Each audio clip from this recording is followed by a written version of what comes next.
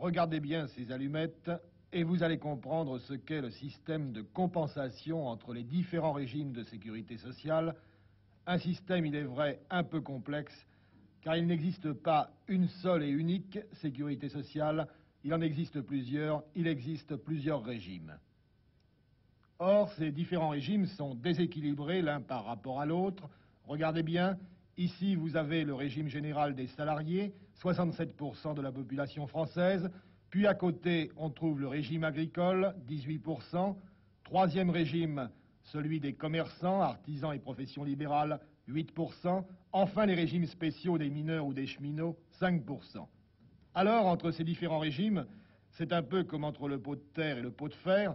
Le nombre des salariés s'accroît d'année en année, renforçant le régime général, tandis que l'effectif des commerçants, des mineurs ou des agriculteurs est en diminution.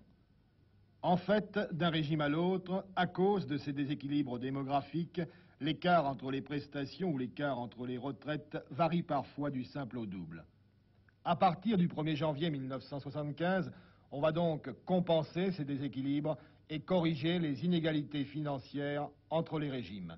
Exemple, le régime général le plus puissant, puisque couvrant le maximum de cotisants, compensera les autres régimes pour 4 milliards de francs. Mais il ne s'agira nullement d'un cadeau. Cette charge nouvelle lui sera intégralement remboursée par l'État. Chaque année, en effet, l'État affectera au régime général le montant des taxes sur la commercialisation des alcools. Ce projet de loi a été mal accueilli par le patronat et par les syndicats. Ces derniers sont d'accord pour faire jouer la solidarité nationale, mais pour cela, ils estiment que les revenus des commerçants et des professions libérales sont insuffisamment connus, ou bien encore que la contrepartie fiscale est aléatoire. En somme, ils posent la question: qui va payer la réforme?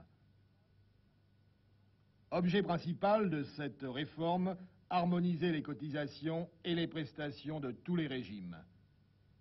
Tout en conservant leur autonomie respective, les différents régimes de sécurité sociale vont par conséquent être progressivement harmonisés pour instituer une protection de base commune à tous les Français, et cela au plus tard le 1er janvier 1978.